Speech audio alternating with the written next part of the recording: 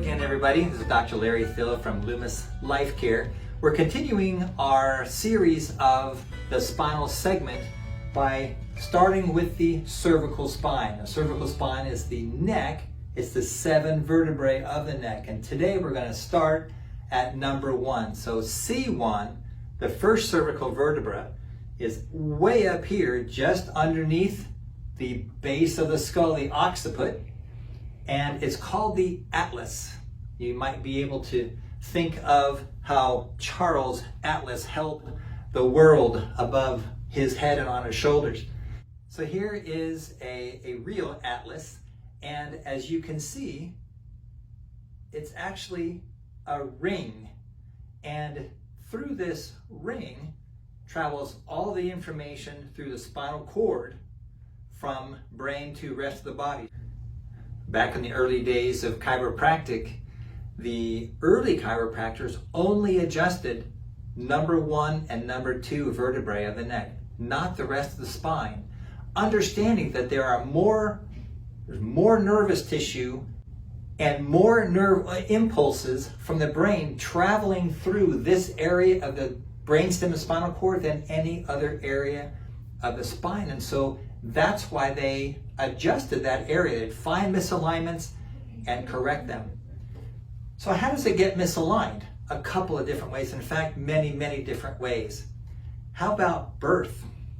The traction and rotation, especially with a forceps delivery, that can cause it.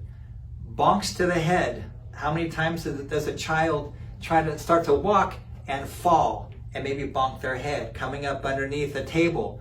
So from childhood, infanthood, really through sports, through older siblings, playing rock'em sock'em.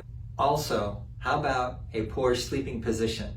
If you don't have a pillow, if you have a pillow that is too high, or one that is not meant for your neck and your body specifically, just a sleeping position can also cause a misalignment or subluxation of the first cervical vertebra. All those things can cause subluxations.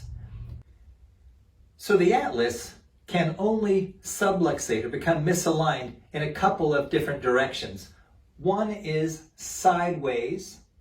We call it a lateral translation, right or left, or rotational.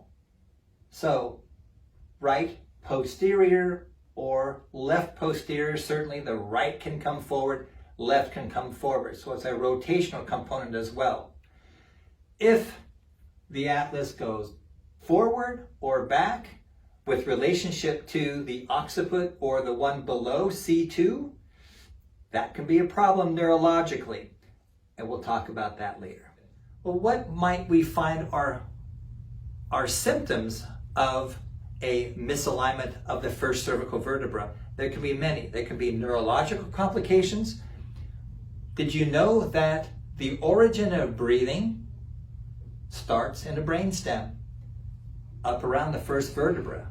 So the first vertebra with misalignment can cause breathing issues, can cause exercise-induced asthma, that kind of thing. It can also cause dizziness, because in the nervous system inside the atlas is also associated with balance and coordination. Actually, many of you might remember the original Superman movie and the actor Christopher Reeves, who everyone seemed to love.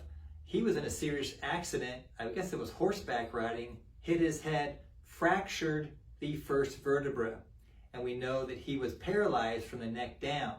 And so, as I said, any movement can be severe, especially if it's fractured, can cause significant issues. So, in recap, the first cervical vertebra is profoundly important for our neurology. So its alignment can't be overstated for optimum function between brain and tissue cells.